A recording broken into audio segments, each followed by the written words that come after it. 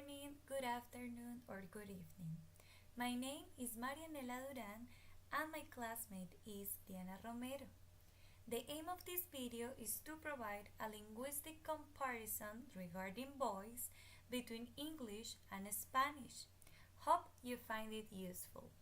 En español, la voz es un accidente verbal por medio del cual se presenta la realización de un proceso. Esta categoría gramatical indica si el sujeto realiza o recibe la acción. Resulta más fácil de comprender el concepto de voz pasiva si se le compara con el de la voz activa y se pone en contexto con ejemplos. Así, en Los pequeños molestaron a la hermana hay un agente, los pequeños, que son los que realizan la acción, y un paciente, la hermana, que es el destinatario o el que padece la acción verbal. Entonces, cuando el sujeto es el agente, como en este caso, el verbo está en voz activa. Por el contrario, si decimos la hermana fue molestada por los pequeños, el sujeto, la hermana, es quien padece la acción del verbo, es decir, es el paciente, y el agente son los pequeños que molestan a la hermana. Entonces, cuando el sujeto es el paciente, el verbo está en voz pasiva. Según la Real Academia Española, la voz pasiva se forma cuando el sujeto activo se convierte en complemento agente. El objeto directo se convierte en sujeto paciente. El objeto indirecto no sufre cambios si se pasa la oración a voz pasiva. El verbo debe ser modificado en una perífrasis verbal formada por el auxiliar ser, con la misma conjugación de los accidentes de modo, tiempo, número y persona de la forma activa del verbo activo principal con el fin de seguir la misma secuencia de tiempo. Por último, el verbo activo deberá estar en su forma participio.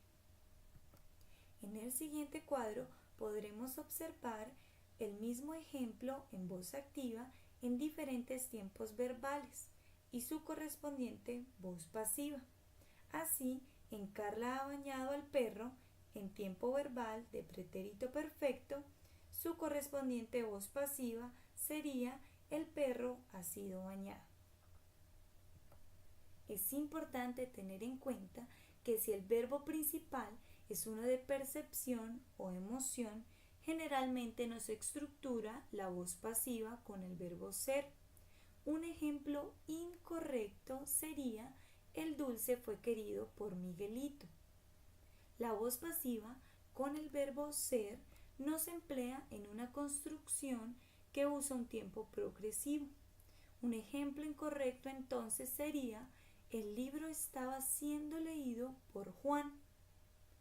Asimismo, cuando hay un objeto indirecto, no se puede formar la voz pasiva con ser. Un ejemplo incorrecto sería el regalo le fue comprado a Elena por Jorge. Ahora bien, ¿qué es la C pasiva?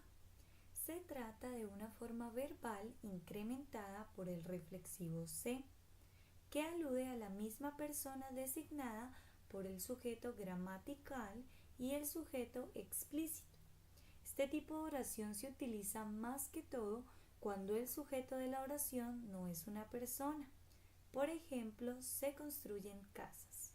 Según la Real Academia Española, esta construcción admite sujetos pacientes que pueden aparecer sin artículo cuando se sitúan en la posición característica de los complementos directos. Es importante tener en cuenta que la C pasiva se construye solo con verbos transitivos, en tercera persona, singular o plural.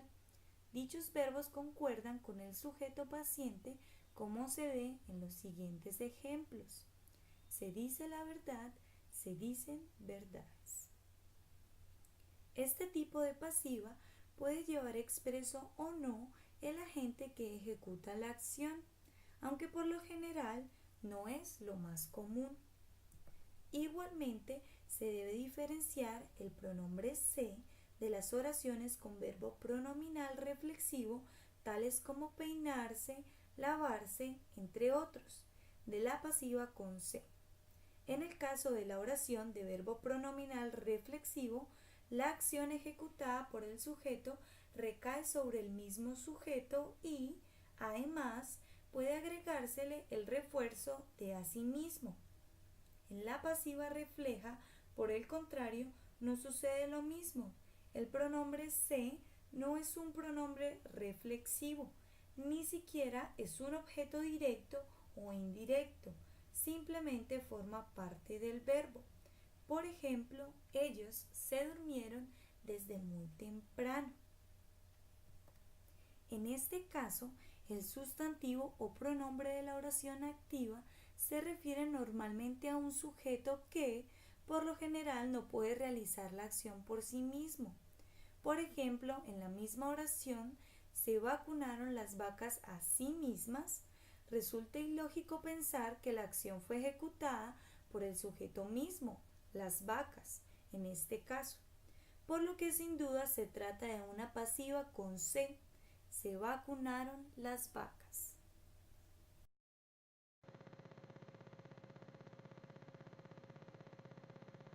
In English, passive voice is defined as the quality of a verb that indicates whether its subject acts or is acted upon. In "The thief stole a car," we can see how the subject performs an action, making it active voice. On "The car was stolen," we can see how the subject is acted upon, making it passive voice. Another clear example would be Raul loves Katie versus Katie is loved by Raul. Both sentences combine the same meaning, but in sentence 1, the form of the verb shows that the person denoted by the subject does something. Raul does something. The verb loves is said to be in the active voice. In sentence 2, the form of the verb shows that something is done to the person denoted by the subject. Something is done to Katie. The verb loved is said to be in the passive voice. To form a passive voice, we require to join the verb to be followed by a past participle.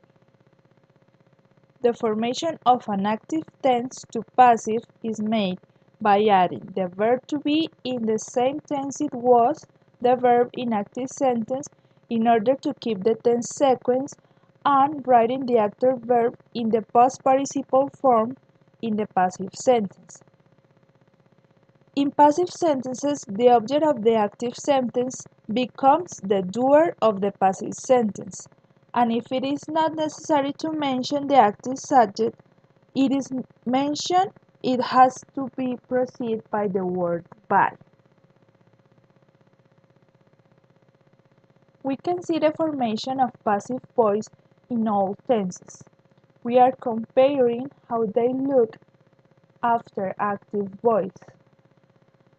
For example, in Tom builds a house, we add the verb to be in present simple plus the past participle, and in passive voice it would look, a house is built, and we can add the subject if necessary with the word by. A house is built by Tom. We use the passive voice to describe processes. For example, the beans are picked up in late summer and are left to dry in the sun. Both sentences are in passive voice. We also use it in formal or academic styles of discourse. It is sometimes argued that, or we use it in formal procedure reporting scientific experiments. For example, 38 subjects were interviewed in the first round of interviews.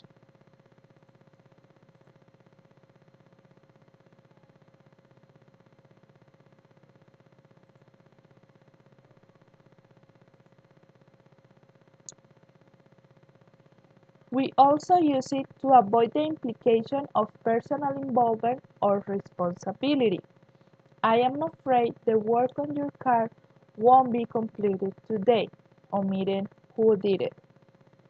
With certain verbs, the person who did the action is generally not important, usually in verbs as claim, blame, in acts of destruction, or in emotional reactions. For example, last week a 15-year-old boy was arrested because he stole a bank. In passive voice, the agent is not mentioned when the agent may not be relevant to the message. For example, Endgame Marvel movie will be released on April the 24th. We also don't use an agent when it is difficult to identify it. For example, my backpack was stolen during the concert. Sometimes the agent is not mentioned because the speaker or writer does not want to. Damage to private property were done yesterday. In English, passive voice expresses an action which is caused to happen.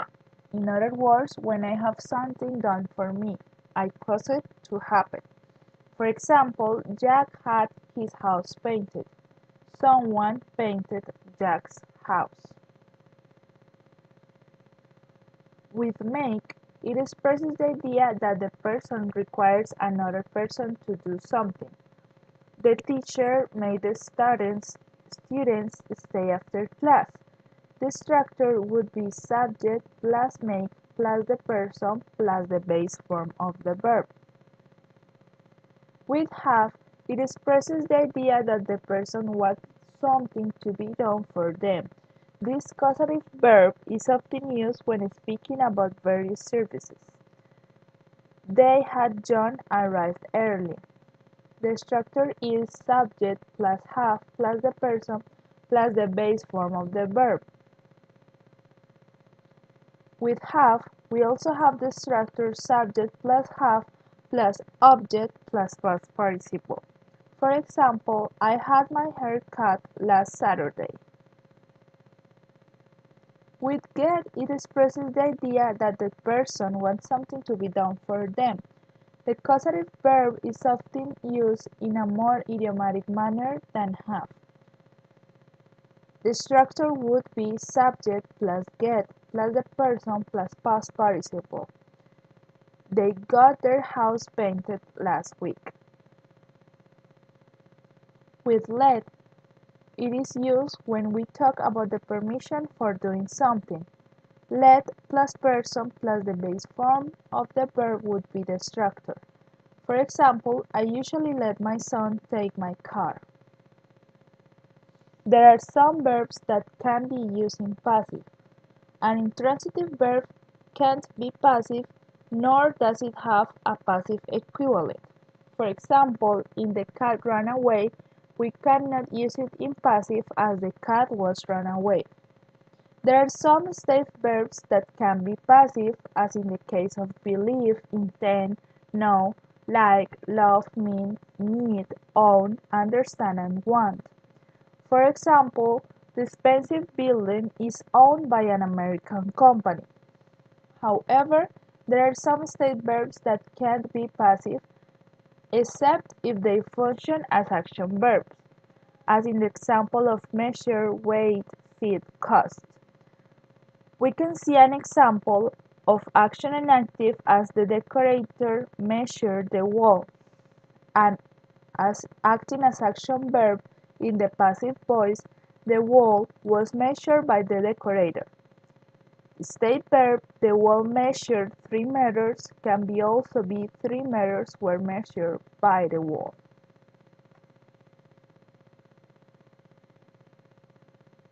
Thank you for listening.